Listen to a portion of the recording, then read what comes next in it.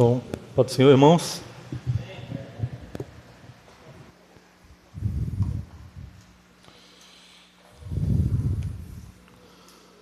Meus irmãos, vamos abrir a Bíblia na segunda epístola que Paulo escreveu a Timóteo, 2 Timóteo capítulo 3.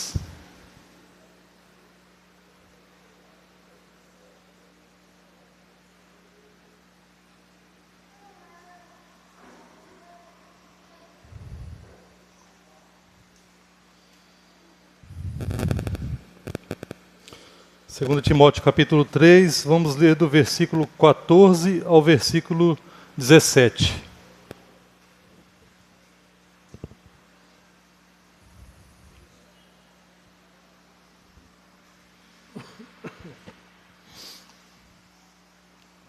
Versículo 14 ao versículo 17.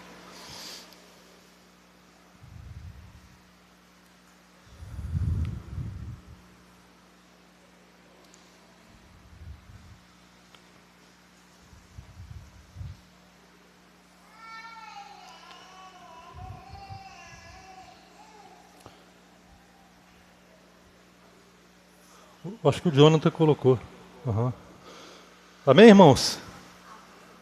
Vamos ler então a palavra de Deus. Diz assim: Tu, porém, permanece naquilo que aprendeste e de que foste inteirado, sabendo de quem o tens aprendido, e que desde a tua meninice sabes as sagradas Escrituras, que podem fazer-te sábio para a salvação pela fé que há em Cristo Jesus.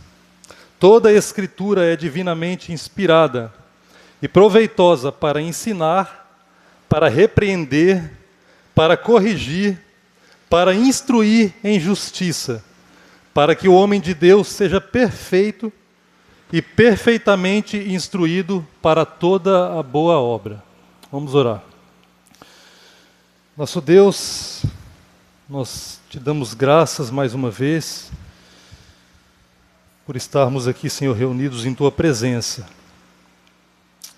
Nós somos tão carentes, Senhor, da Tua graça, e pedimos que o Senhor se manifeste nessa noite, que a Tua presença seja revelada por intermédio da Tua palavra, que o Senhor prepare os nossos corações através da obra do Espírito Santo, para que nós possamos receber, compreender e vivermos conforme a palavra do Senhor. Essa palavra, Deus, que o Senhor nos deu é a nossa regra de fé e de conduta. É por ela que nós devemos viver. Mas para isso nós precisamos da capacitação do Teu Espírito. Então nós rogamos ao Espírito Santo que o Senhor opere em cada coração nessa noite, segundo a necessidade de cada um, e que o Senhor seja assim glorificado, ó Pai, em nome de Jesus. Amém.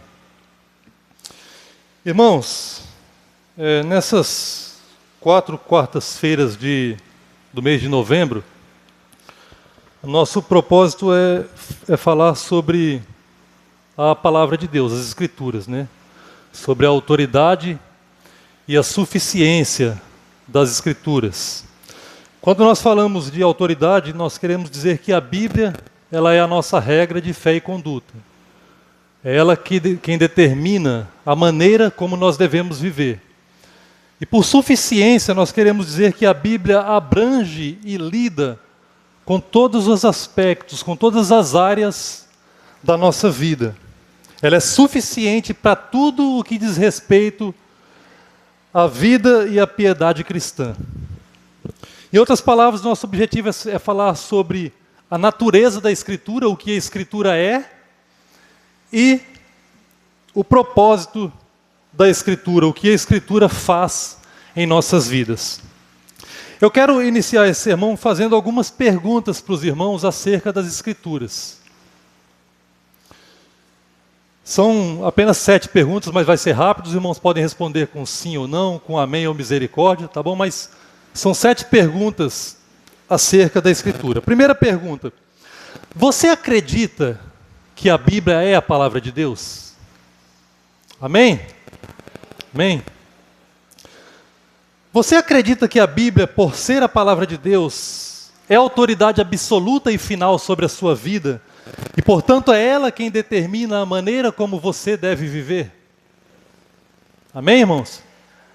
Terceira pergunta. Você acredita que a Bíblia, por ser a palavra de Deus, é o meio que Deus estabeleceu para que você tenha fé em Jesus e receba gratuitamente a salvação?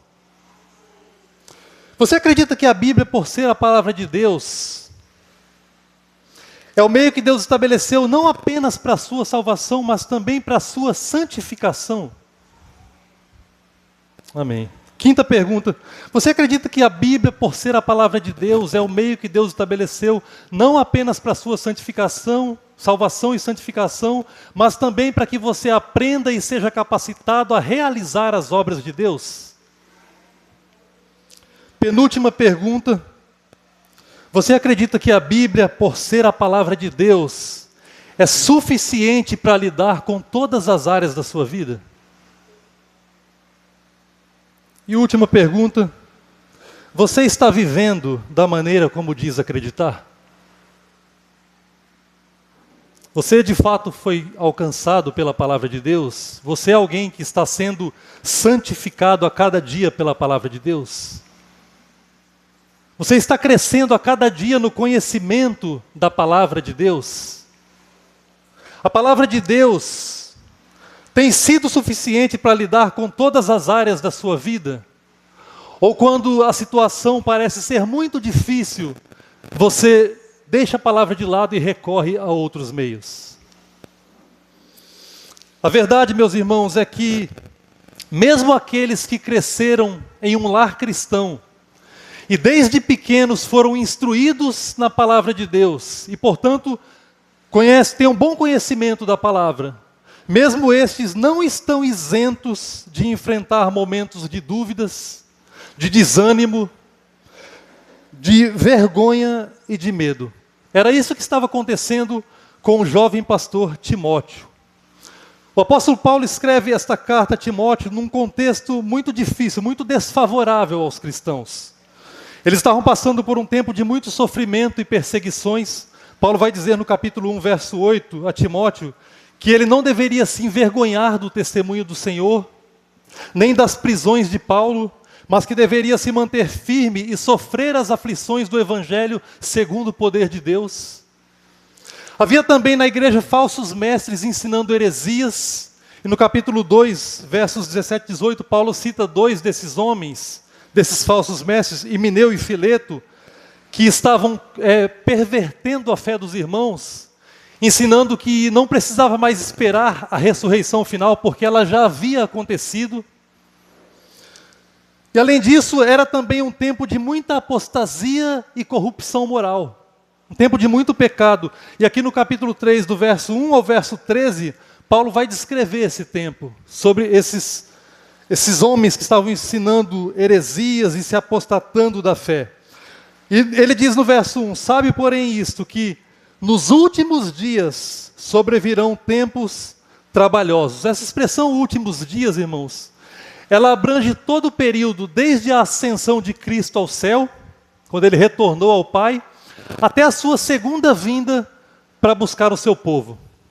Nós já estamos vivendo os últimos dias, dias de apostasia, de corrupção, de intenso pecado, mas quando Paulo escreveu essa carta, os cristãos já estavam vivendo também os últimos dias, dias marcados por pecaminosidade e apostasia da fé. E diante desse cenário desfavorável, o jovem Timóteo teve sua fé abalada, começou a sentir vergonha de proclamar a verdade e a ter medo das perseguições. O apóstolo Paulo está preso, essa é a sua segunda prisão, ele sabe que o tempo da sua morte está próximo, ele diz no capítulo 4, quanto a mim eu já estou sendo oferecido por aspersão de sacrifício e o tempo da minha partida é chegado. Então ele sabe que a qualquer momento irá morrer. Mas antes de partir para estar com o Senhor, Paulo escreve essa carta para encorajar o jovem Timóteo a permanecer firme na verdade, a permanecer firme na palavra de Deus. E é isso que nós vamos aprender nessa noite, irmãos.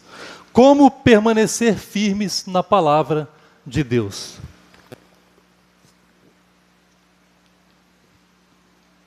Paulo começa suas instruções a Timóteo aí no verso 14, veja comigo, ele diz assim: tu, porém, ou seja, apesar de todo o sofrimento e das perseguições, Timóteo, e ao contrário desses que estão pervertendo a fé dos irmãos, ensinando heresias, apostatando da fé e vivendo na prática do pecado, tu, porém, permanece firme no que aprendeste e de que foste inteirado.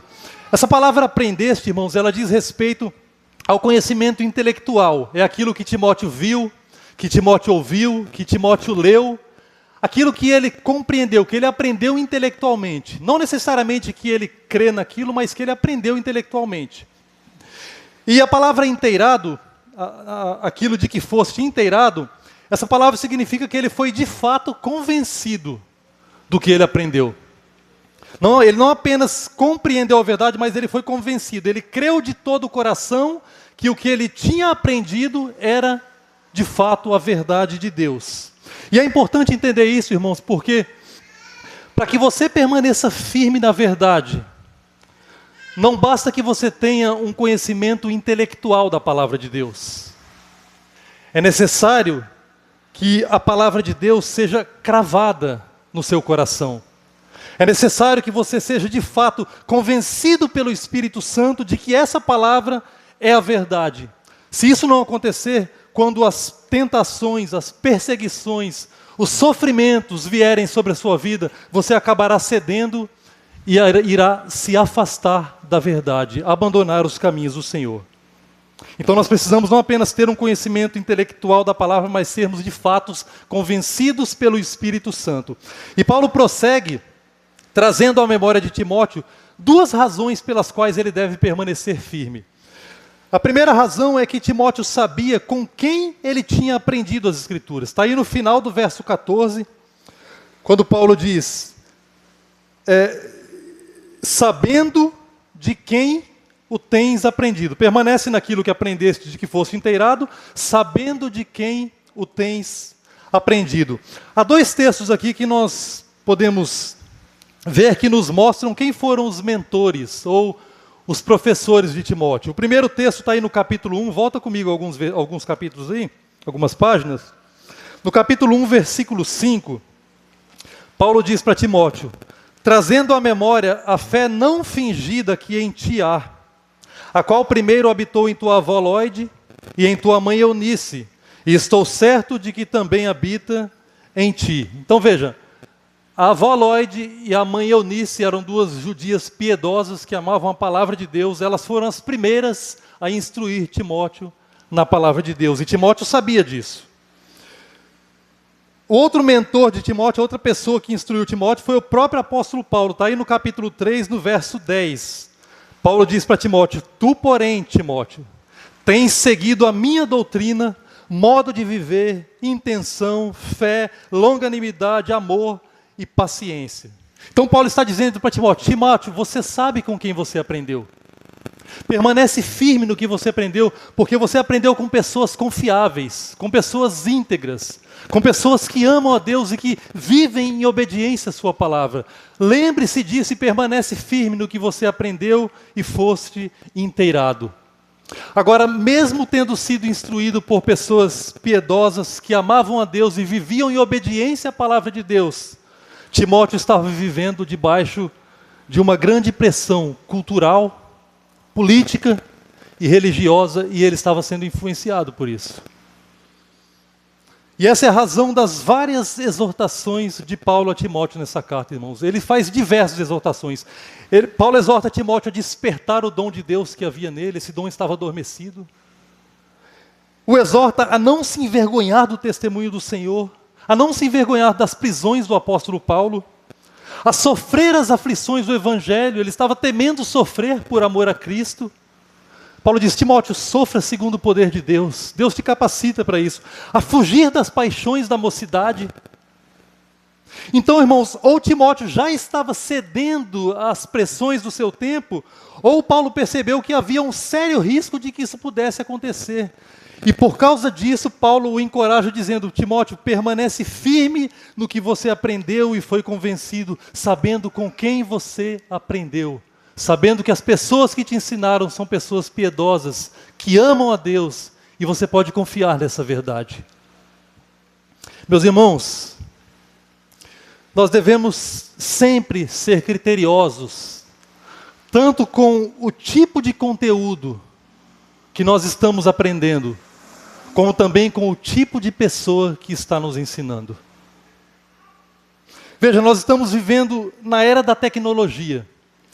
E em poucos minutos ou em poucos segundos nós temos acesso a uma avalanche de informações, a todo tipo de pessoas e informações.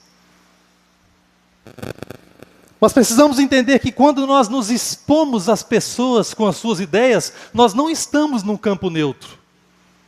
Não há neutralidade. As pessoas que nós admiramos, elas exercem grande influência sobre as nossas vidas, seja para o bem, seja para o mal. Portanto, nós precisamos sempre ser sábios e criteriosos ao escolhermos quem nós seguimos, quem nós vemos, quem nós ouvimos, quem nós lemos, com quem nós estamos andando, quem são os nossos amigos, as pessoas que nós admiramos. Para permanecermos firmes, irmãos, na verdade, nós precisamos levar a sério o que Deus nos ensina aqui através do apóstolo Paulo e nos dedicar a aprender a verdade com pessoas que de fato vivem a verdade, pessoas piedosas, pessoas que amam a Deus e que vivem de fato em obediência à sua palavra. A segunda razão que Paulo dá a Timóteo e a nós para que permanecermos firmes na verdade é que Timóteo sabia desde quando ele tinha aprendido a verdade. Não apenas quem o ensinou, mas desde quando ele sabia daquilo. A parte A do verso 15, ele diz aí: e que desde a tua meninice sabes as sagradas Escrituras. Irmãos, isso aqui é muito bonito. A palavra meninice, é traduzida aqui como meninice, em outras versões como infância. Ela vem de uma palavrinha grega que é a palavra brefos. Uma palavra feia, mas é interessante o sentido. Ela pode significar um feto não nascido, ou seja, um bebê que está ainda no ventre da sua mãe, ou uma criança recém-nascida, um bebezinho que está no colo da mãe ainda, que acabou de nascer. Deixa eu dar 2 exemplos disso. Lucas 1, versículo 41. Coloca para mim, por favor, Felipe. Lucas capítulo 1, versículo 41.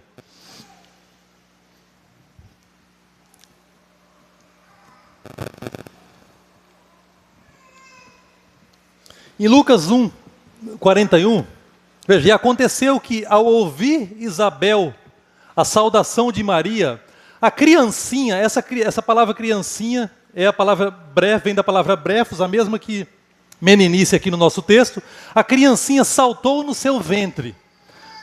Ali é uma criança que está no ventre da mãe. Agora, o capítulo 2, verso 12, Felipe, por favor.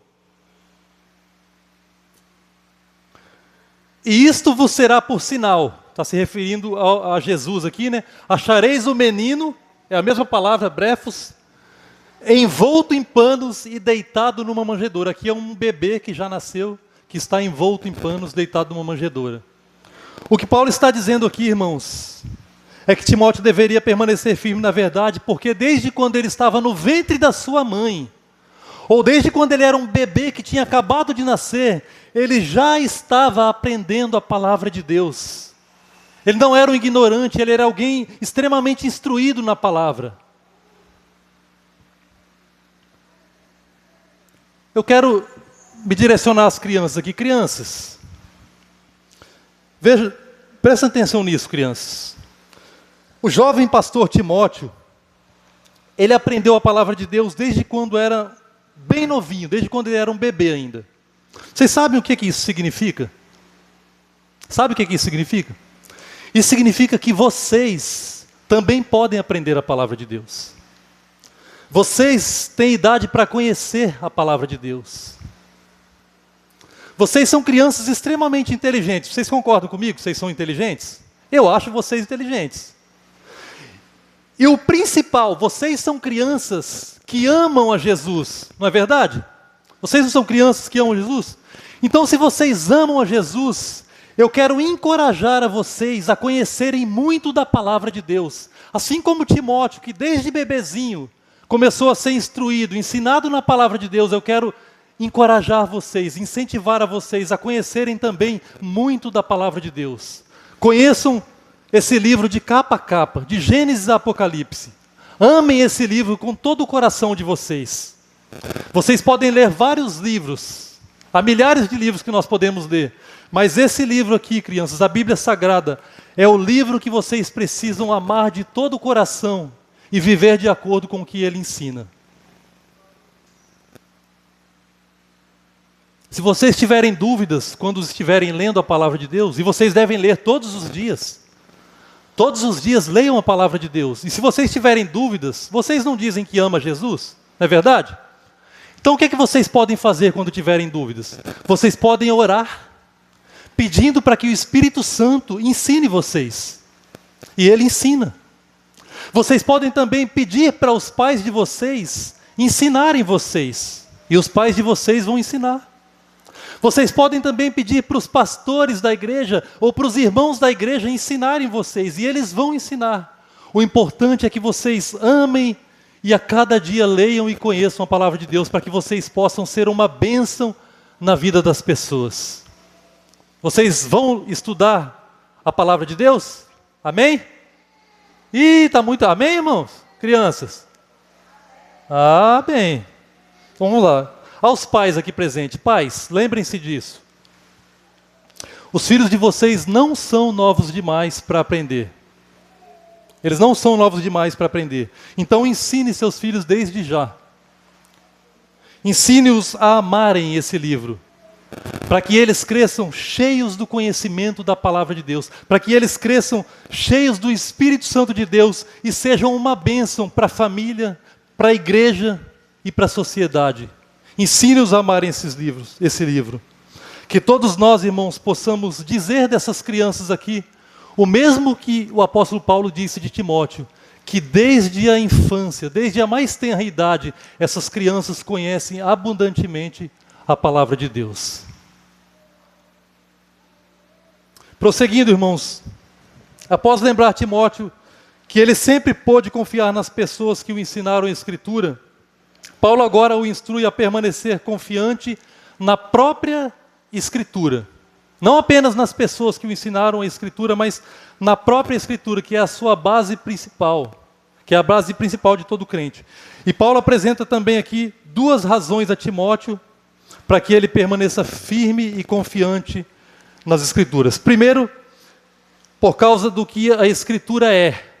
Está aí na parte A do verso 16, veja comigo. Toda a Escritura é divinamente inspirada.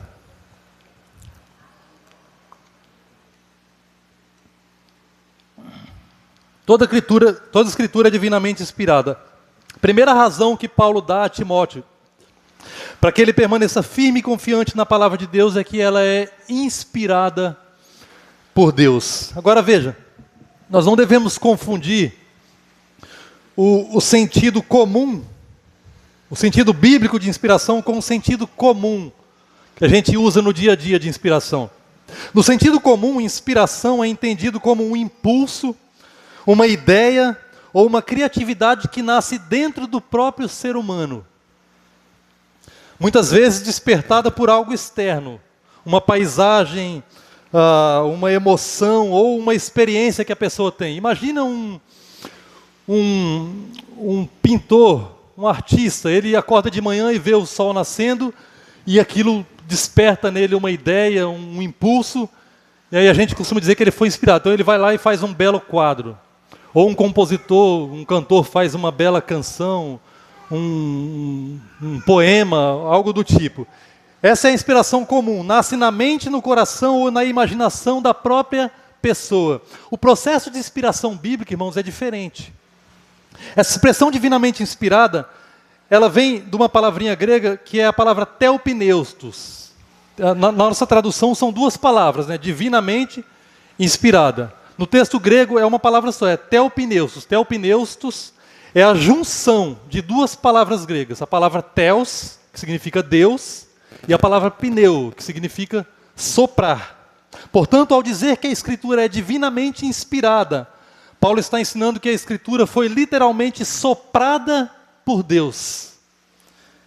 Ela foi dada pelo sopro de Deus, dada pela boca de Deus. Então veja que a ideia aqui é mais de expiração do que de inspiração. Percebe? Deixa eu dar um exemplo para vocês. Quando a gente fala, igual eu estou falando aqui, enquanto eu estou falando, eu não estou inspirando, eu estou expirando. Tenta falar puxando o ar. Faz o teste aí, tenta falar inspirando. Você consegue? Pois é, então, quando nós falamos, a nossa fala são sopros fonéticos, sopros sonoros. Então a ideia aqui é dizer que a Bíblia, ao dizer que a Bíblia foi dada pelo sopro de Deus, significa que ela é a palavra de Deus, a palavra que procede da boca de Deus. E é por isso, meus irmãos, que a Bíblia é confiável. É por isso que a Bíblia é a autoridade absoluta e final sobre a nossa vida. É por isso que a Bíblia é inerrante, infalível, suficiente. E que nós podemos confiar nela para permanecermos firmes na nossa fé e para viver a nossa vida cristã. Porque ela é a palavra de Deus. Outro texto que nos ajuda a compreender essa verdade é Mateus 4, versículo 4. Jesus está sendo tentado pelo diabo, ele está em jejum, 40 dias sem comer e sem beber. E o diabo chega para Jesus e diz: se tu és o Filho de Deus, transforma essa pedra em pães.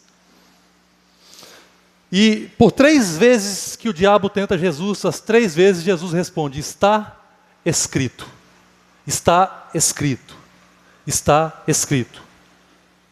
E quando ele é tentado a transformar a pedra em pão, ele diz: está escrito, nem só de pão viverá o homem, mas de toda palavra que procede da boca de Deus.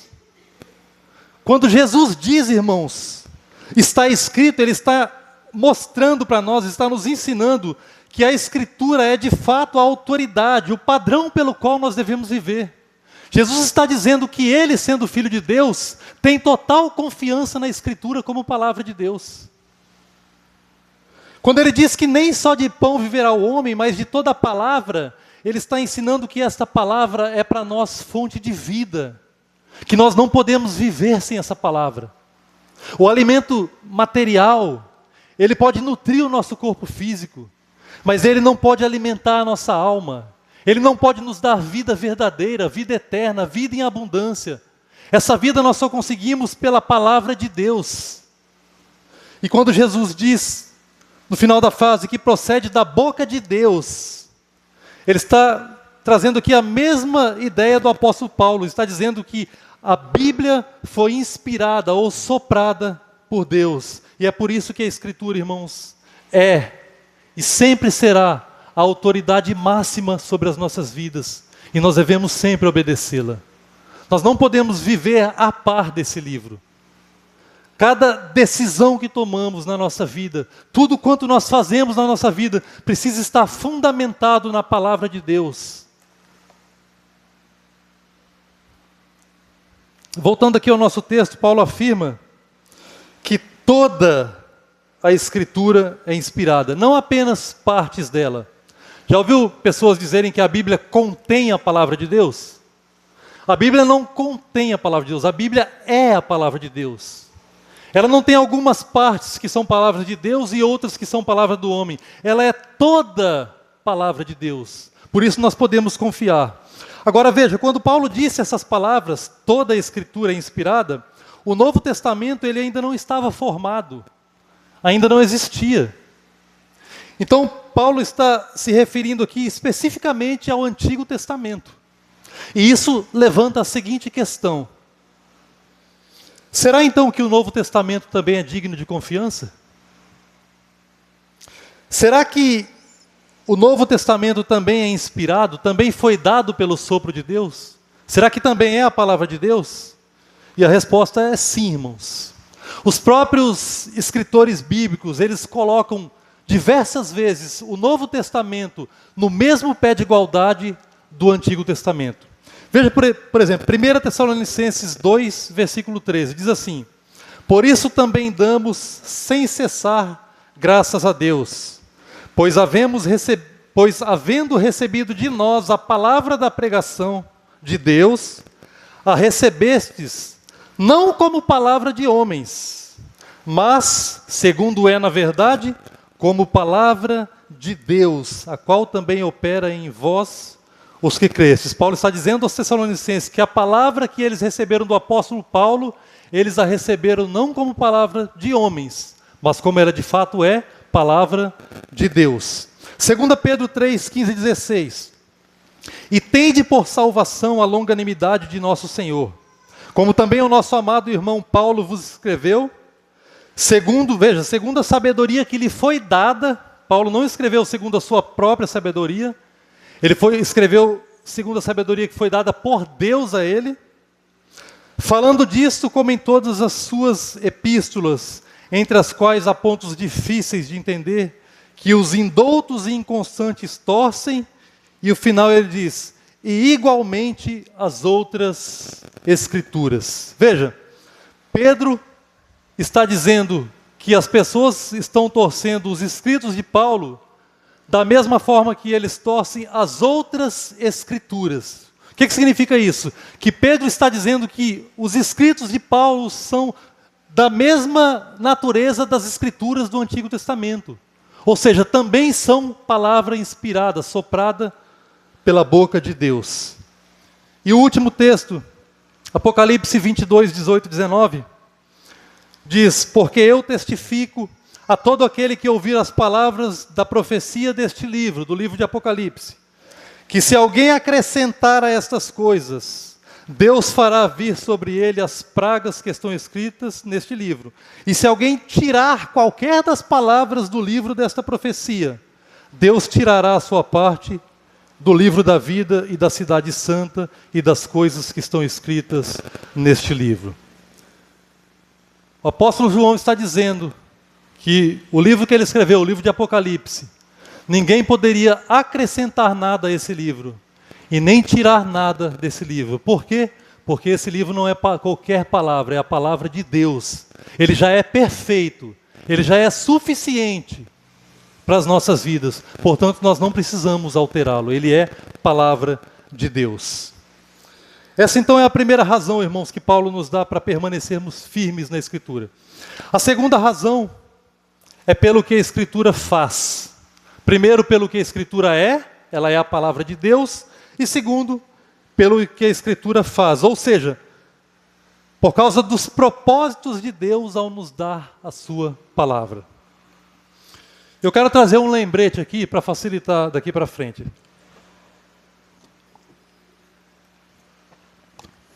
Deixa eu falar com as crianças aqui de novo. Vocês estão dormindo aí não, né? Crianças, deixa eu perguntar para vocês, vamos lá. O que a Bíblia é? Alguém responde, o que a Bíblia é? Vamos lá, a Bíblia, o que a Escritura é? A Escritura, diz, a Escritura é a Bíblia Sagrada, fala comigo. Falem comigo, a Escritura é a Bíblia Sagrada. Vai, Nicole, fala. Ajuda o tio. Vamos lá, a Escritura é a Bíblia Sagrada. É a palavra de Deus para a nossa vida. A Escritura é a Bíblia Sagrada. É a palavra de Deus para a nossa vida. Anotem isso, que isso é importante, hein?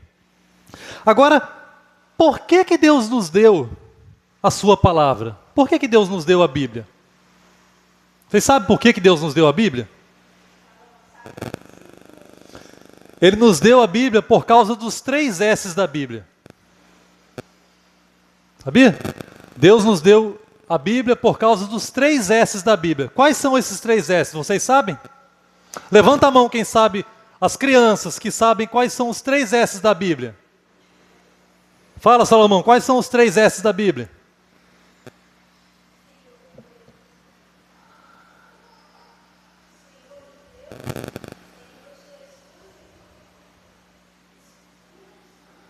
Faz sentido, mas não é isso não. Então vamos fazer o seguinte, veja bem.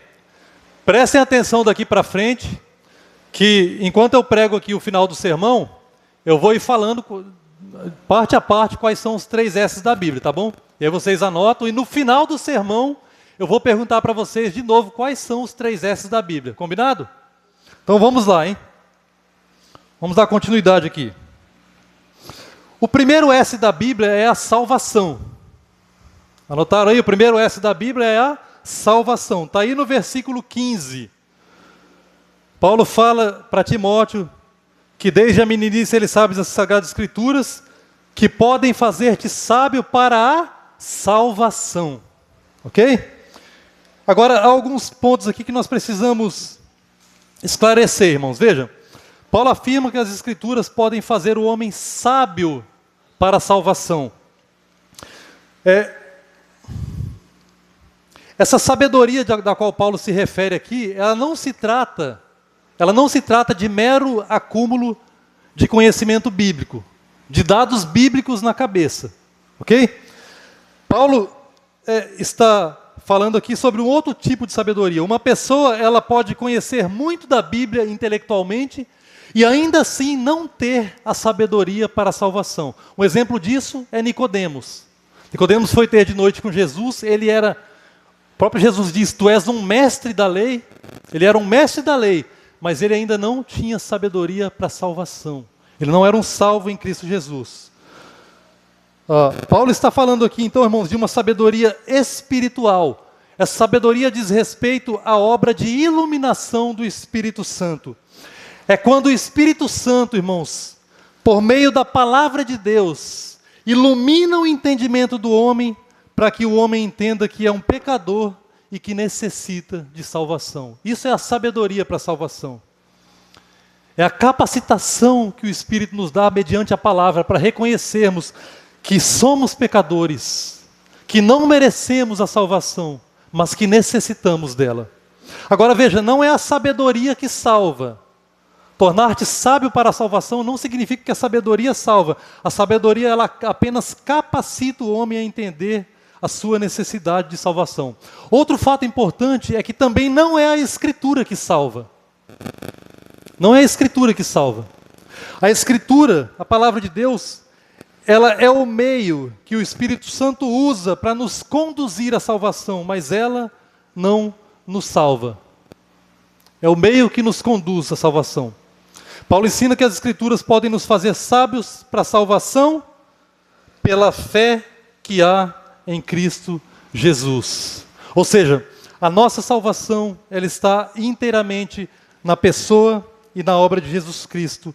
E o principal propósito das Escrituras é nos revelar o Salvador, para que, crendo nele, nós sejamos de fato salvos. Esse, irmãos, é o principal propósito das Escrituras, nos revelar o Salvador. A principal razão pela qual a Bíblia nos foi dada é para nos revelar o nosso Senhor Jesus Cristo. Como Jesus disse em João 5,39 aos judeus, vocês examinam as Escrituras porque vocês cuidam haver nela a vida eterna, e são elas que de mim testificam. Ou seja, para que vocês sejam salvos, vocês precisam confiar em mim, na minha obra de salvação, através do testemunho que a Escritura dá ao meu respeito. O segundo propósito pelo qual Deus nos deu a Escritura, ou o segundo S da Escritura, é a santificação. Primeiro a salvação, segundo a santificação. Veja comigo aí o verso 16. Ele diz, toda a Escritura é divinamente inspirada e proveitosa para, veja, proveitosa para ensinar, para repreender, para corrigir, para instruir em justiça. E o início do verso 17 aí, para que o homem de Deus seja perfeito. Aqui estão, irmãos, os 4 elementos pelos quais a palavra de Deus nos santifica. Ensino é útil para o ensino. Ensino é o mesmo que doutrina, refere-se ao ensino afirmativo da palavra de Deus, o ensino positivo da palavra de Deus. Ou seja, é aquilo que é certo segundo Deus e, portanto, deve moldar a nossa fé e a nossa maneira de viver.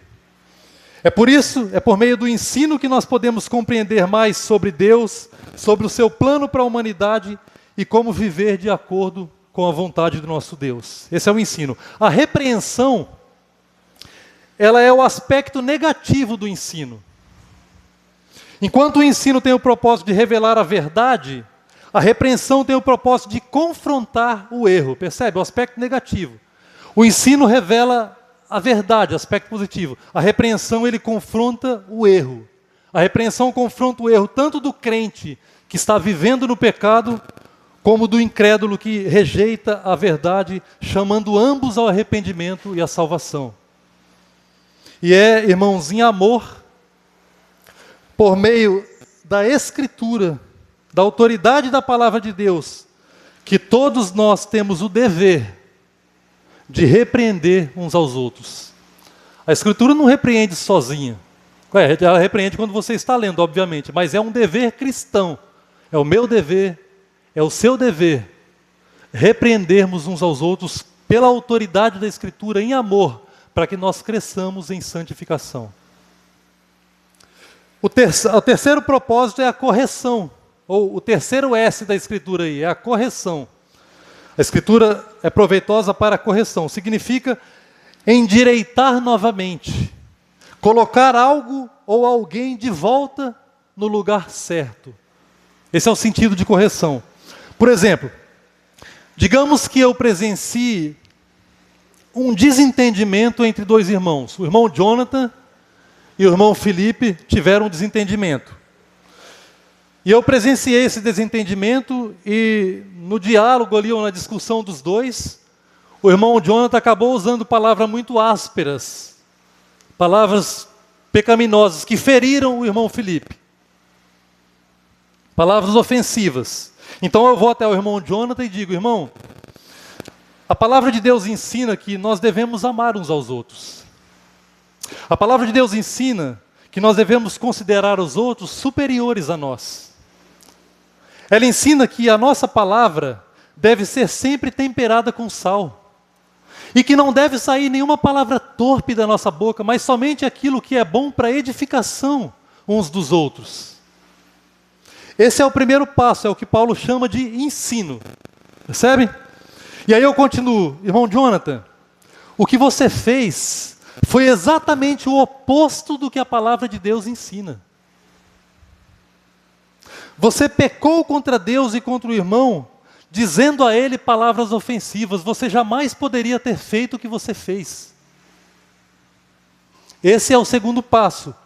É o que Paulo chama de repreensão. Eu estou repreendendo ele. Eu estou mostrando o erro dele e confrontando o seu erro. Agora, se eu parar por aí, esse processo bíblico de santificação, ele não está completo. Então eu prossigo e digo: irmão Jonathan, você precisa imediatamente procurar o irmão Felipe, pedir perdão a ele de todo o coração e se reconciliar com ele. Vocês precisam urgentemente da reconciliação. Esse terceiro passo é o que Paulo chama aqui de correção. É o processo pelo qual, mediante a palavra de Deus, a pessoa abandona o erro, abandona o pecado no qual ela está e volta ao caminho reto. E por último, irmãos, instrução em justiça. A Bíblia é apta, é proveitosa para instrução em justiça. Essa palavra instrução, ela vem da ideia de educação e treinamento.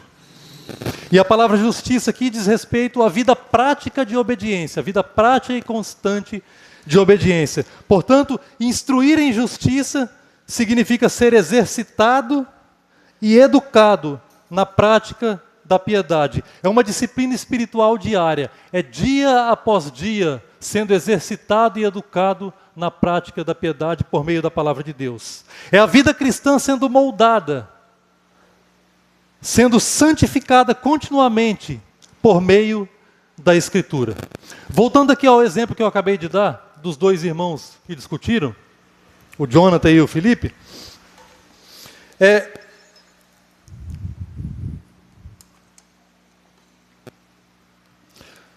após a correção, que foi o terceiro passo, onde houve o arrependimento e a reconciliação dos irmãos, o próximo passo é justamente esse, a instrução em justiça. É o compromisso desses irmãos em perseverarem continuamente em comunhão um com o outro, como a palavra de Deus ordena. Isso é instrução e justiça. Não é apenas um ato de obediência, mas é a perseverança naquilo que é reto, naquilo que é justo, naquilo que é certo, de acordo com a palavra de Deus. E o resultado de tudo isso, o resultado do ensino, da repreensão, da correção e da instrução em justiça, é a nossa santificação, para que o homem de Deus seja perfeito. Para que o homem de Deus seja perfeito. O homem de Deus, irmãos, não é o pastor da igreja. O homem de Deus é todo aquele que crê em Jesus Cristo e que está vivendo em obediência e sendo santificado continuamente pela palavra de Deus. Paulo diz que esse homem é perfeito. Perfeito. E perfeito aqui não no sentido de alguém que não tenha pecado, mas no sentido de alguém que é completo. É uma pessoa que é madura. Uma pessoa que tem maturidade na vida cristã.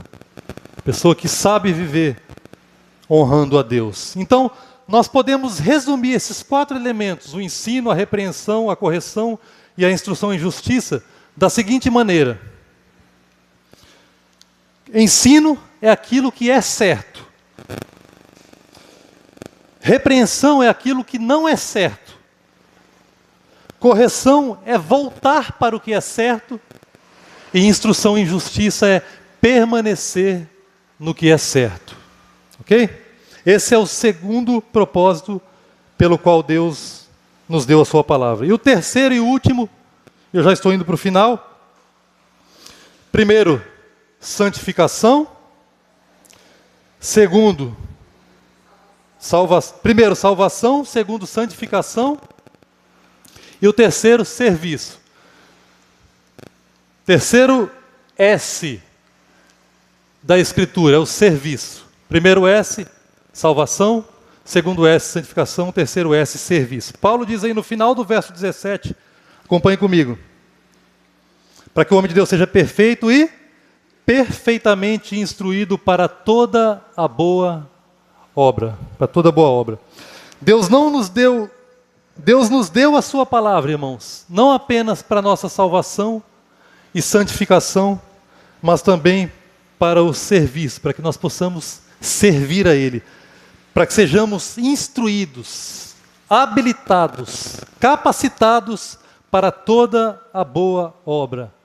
Não apenas algumas obras, mas toda a boa obra, para trabalharmos no reino de Deus. Esse é o resultado natural, irmãos, da salvação e da santificação.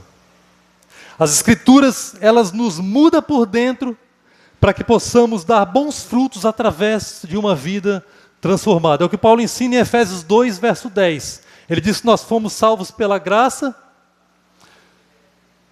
criados em Cristo Jesus, para as boas obras. A razão pela qual Deus nos salvou e santificou é para as boas obras. E isso não é algo opcional na vida do cristão. Nós estamos vivendo um tempo, irmãos, veja, nós enfatizamos a graça de Deus, e isso deve ser feito. Nós sabemos que fomos salvos unicamente pela graça de Deus, isso é uma grande verdade da Escritura, mas nós estamos vivendo num tempo em que muitos têm se apoiado na graça e não têm trabalhado para Deus. Isso é anti-cristão, isso é totalmente oposto à fé cristã. Ninguém pergunta para uma laranjeira se ela quer dar laranjas, se ela pode dar laranjas. É natural de uma laranjeira dar laranjas. É próprio dela dar laranjas. Ela foi criada por Deus para isso. E nós cristãos fomos criados em Cristo Jesus para as boas obras. E a Escritura nos instrui, nos capacita, nos habilita, como diz Paulo aqui, para toda boa obra. Então nós devemos ser ativos no reino de Deus. Se nós dizemos que somos salvos, irmãos, mas nós não fazemos nada no reino de Deus, não temos disposição para nada, nós precisamos questionar a nossa fé, se ela é de fato verdadeira.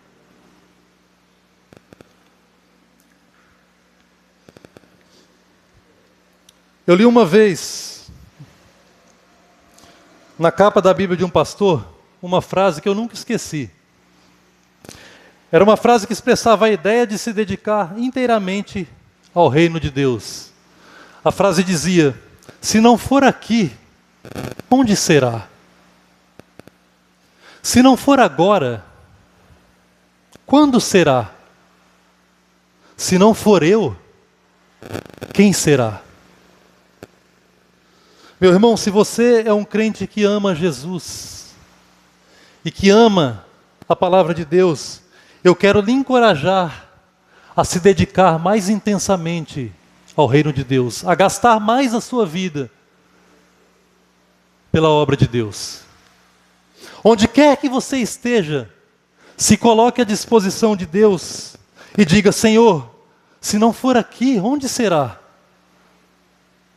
A tua palavra me instrui para toda boa obra, e é aqui que eu vou realizar as obras do Senhor. Por mais difíceis que pareçam as circunstâncias, meu irmão, se coloque à disposição do Senhor e diga: Senhor, se não for agora, quando será?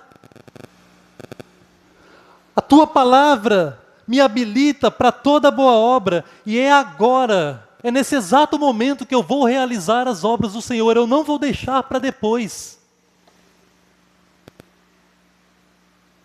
E tudo quanto te vier às mãos para fazer, meu irmão, se coloque à disposição do Senhor e diga: Senhor, se não for eu, quem será? Se eu não fizer, quem vai fazer? A tua palavra me capacita para toda boa obra, e sou eu quem vai realizar as obras do Senhor. Sempre que nós nos lembrarmos da pergunta que Deus fez diante de Isaías, Isaías capítulo 6, a quem enviarei? E quem há de ir por nós? Que imediatamente, irmãos, a nossa resposta seja a mesma resposta que Isaías deu: eis-me aqui, Senhor, envia-me a mim. Eu quero finalizar agora, voltando aqui para as crianças e fazendo a pergunta mais uma vez. O que é a Escritura?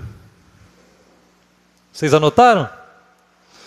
A Escritura é a Bíblia Sagrada, é a palavra de Deus para a nossa vida. E por que Deus nos deu a sua palavra? Vocês se lembram por que Deus nos deu a sua palavra?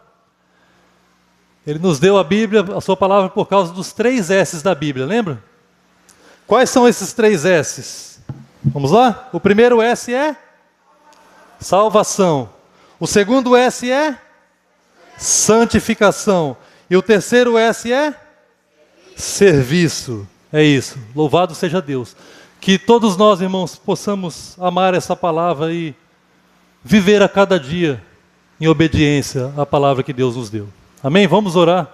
Vamos agradecer a Deus. Senhor, nós queremos te agradecer pela tua palavra. Ela é a nossa regra de fé e conduta. Nós cremos realmente, Senhor, que ela é perfeita, inerrante, infalível, é a autoridade última sobre a nossa vida. Ela é suficiente, Senhor, para tudo que diz respeito à vida e à piedade. Nós não precisamos de outros meios. Mas muitas vezes, Senhor, nós nos deixamos levar pela pressão, a pressão da sociedade, a pressão do dia a dia, a pressão da avalanche de mentiras que nós ouvimos a cada dia. E muitas vezes, Senhor, nós acabamos sendo negligentes para com a verdade, nos acovardamos de pregar o Evangelho. Somos, Senhor, enfraquecidos na fé e deixamos de lado a Tua palavra, começamos a viver de maneira contrária àquilo que professamos. Dizemos com os nossos lábios, Senhor, que cremos na Tua palavra, mas na nossa vida prática, muitas vezes nós estamos fazendo o contrário, ou não fazendo o que deveríamos fazer. Nós ouvimos, Deus, a Tua palavra essa noite, e nós sabemos que nós não devemos apenas entender o que foi dito aqui, mas precisamos ser convencidos, Deus, pelo Teu Espírito Santo. Então eu te rogo, Espírito, que o Senhor nos convença de fato, de todo o coração, de que a Tua palavra é a verdade suficiente para nós, e nos dê o poder necessário, a graça necessária, para que dia após dia, no nosso lar, na nossa igreja, na sociedade, nós vivamos servindo inteiramente, Pai, ao Senhor. Muito obrigado, Deus. Nós oramos agradecidos em nome de Jesus. Amém.